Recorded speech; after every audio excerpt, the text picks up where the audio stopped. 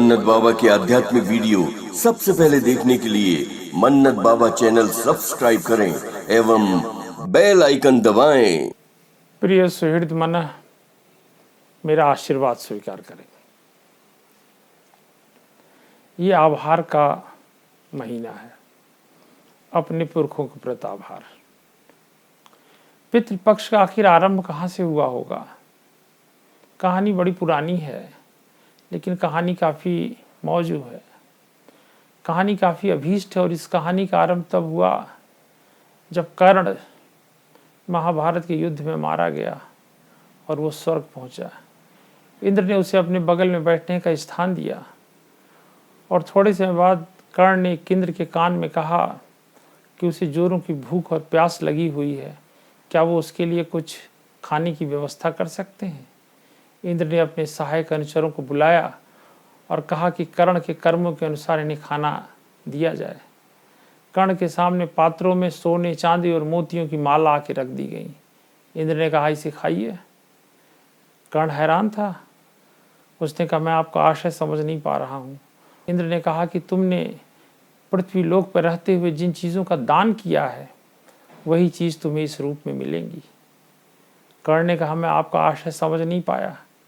इंद्र ने कहा कि धरती पर रहते हुए तुमने हमेशा लोगों को सोने, चांदी, मोतियों और हीरों की चीज़ें दान करी हैं। तुमने कभी भी किसी व्यक्ति को पानी नहीं पिलाया, कभी भी किसी व्यक्ति को खाना नहीं खिलाया। इसलिए स्वर्ग में आज यहाँ तुम्हें खाना और पानी नहीं मिलने वाला है। खाने के नाम पर तुम्हें सोने, चांदी, जवाहरात और हीरे तो मिल सकते हैं, लेकिन खाने के नाम पे जो पारंपरिक खाना है वो तुम्हें नहीं दिया जा सकता है, ना ही मैं तुम्हें पानी दे सकता हूँ। कर्ण ने कहा, मुझे बहुत जोरों की प्यास लगी है। वो याचक बन गया। उसने कहा, मेरे पर दया करना, मैं प्यास से मारा जा रहा हूँ। इंद्र ने कहा, तुमने थोड़ी भूल कर दी है। महाभारत के युद्ध में जब अभिमन्यु चक्रव्यूह में फंसा हुआ था, तुमने और कौरवों ने उसे घेर कर मारा था। जब अभिमन्यु घायल होकर नीचे गिर गया और उसके शरीर से खून बहने लगा, रक्तस्राव होने लगा, तो उसे जोरों की प्यास लग गई थी। उसने तुम्हारी ओर बड़ा आर्त होकर देखा। किसी भी आदमी, किसी भी व्यक्ति के शरीर से जब खून निकल जाता, उसे जोरों की प्यास लगती है। आज भी रणभूमि पर अक्सर ऐसा होता है। इसलिए युद्ध करने वाले सैनिकों को हमेशा पानी की बोतल दी जाती है। जब अभिमन्यु रण में गिरा हुआ था, उसे जोरों की प्यास लगी थी। तुमने अभिमन्यु से कहा, मैं यहाँ पानी कैसे लाकर तुम्हें दे सकता हूँ? तो अभिमन्यु ने हाथ के इशारे से कहा कि सामने जो गड्ढा है जिसमें गंदला पानी भरा हुआ, पिछली रात की बारिश का जो गंदला पानी भरा हुआ, वही तुम मेरे मुंह में डाल दो, क्योंकि मैं प्यास से मर रहा हूँ। और कर्ण, तुम थोड़ी देर के लिए सामने की तरफ झुके, लेकिन उसी समय तुम्हें सामने से दुर्योधन आता हुआ दिखाई दिया। दुर्योधन नाराज ना हो जाए, इसलिए तुमने मरते हुए अभिमन्यु के मुंह में गंदला पानी नहीं डाला। और इसके बाद उस रात जबरदस्त बारिश हुई और उस बारिश के बाद उस गड्ढे में और पानी भर गया और उसी गड्ढे में अगले दिन तुम्हारे रथ का चक्का फंस गया और तुम अर्जुन के हाथ से मारे गए।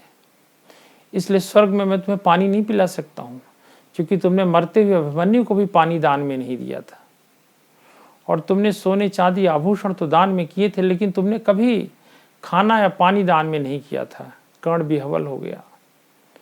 उसने कहा, इसके लिए कोई रास्ता निकालिए। उन्होंने कहा, एक रास्ता है। अब पितर धरती की यात्रा करने जा रहे हैं, तुम पितरों के पास लौटो और उन्हें अपने हाथ से खाना और पानी दो। कर्ण हैरान था। उसने कहा, मुझे क्षमा करना, मुझे तो खुद भी नहीं पता है कि मेरे पितर कौन हैं, क्योंकि मैं पैदा होने के तुरंत बाद अपनी माँ द्वारा नदी में बहा दिया गया हूँ। मुझे अपने परिवार, अपने लोगों के बारे में कोई जानकारी नहीं। इंद्र ने उसे उसके पितरों के बारे में जानकारी दी। कर्ण वापस धरती पर लौटा। 15 दिन पितृपक्ष के समय उस धरती पर खाना और पानी दान करता रहा और इसके बाद दोबारा जब स्वर्ग लौटा तो उसकी स्थिति पहले जैसी नहीं थी। अब वो स्वर्ग में पारंपरिक खाना और पारंपरिक पानी पा सकता था। अब उसे सोने, चांदी, हीरे और जवाहरात खाने की अनिवार्यता नहीं थी। तभी से पितृपक्ष का आरंभ होता है। इसलिए मैं तुम लोगों से प्रार्थना करूंगा, तुम में से बहुत सारे लोग ऐसे होंगे जो अपने आप को इन चीज़ों से जोड़ करके थोड़ा छोटा समझते होंगे। हमारी और तुम्हारी क्षुद्र हमिकाएँ पौराणिकता की इन कहानियों से अपने आप को दूर पाती होंगी। लेकिन मैं तुमसे एक बात कहूँगा, हमारे धर्म ग्रंथों में जो चीज़ें लिखी हुई हैं और उन जिन चीज़ों का अनुपालन करने के लिए तुम्हें कहा जाता है, अगर तुमने उन चीज़ों का अनुपालन नहीं किया तो तुम हिंदू होने का अर्थ खो दोगे। अगर तुम हिंदू हो तो तुम्हें कम से कम कुछ हिंदू नियमन का पालन करना चाहिए। पौराणिकता की तरफ लौटिए। भारतीय धर्म सचमुच के धर्म है। यही दुनिया का इकलौता ऐसा धर्म है जिसके पुनर्जन्म के सिद्धांत को पश्चिम के वैज्ञानिकों ने लेबोरेटरी में साबित करने की कोशिश की है और उसमें काफ़ी हद तक सफल हो गए हैं। उनके विरोधियों के पास कोई तर्क नहीं है। मरने के बाद दोबारा हम इस धरती पर जन्म ले लेंगे, लेकिन जब तक लोग इस धरती पर जन्म नहीं लेते हैं तब तक आइए हम उन्हें नियमित रूप से खाना और पानी अर्पित करते रहें। पितृपक्ष का संदेश यही है। हरि ओम।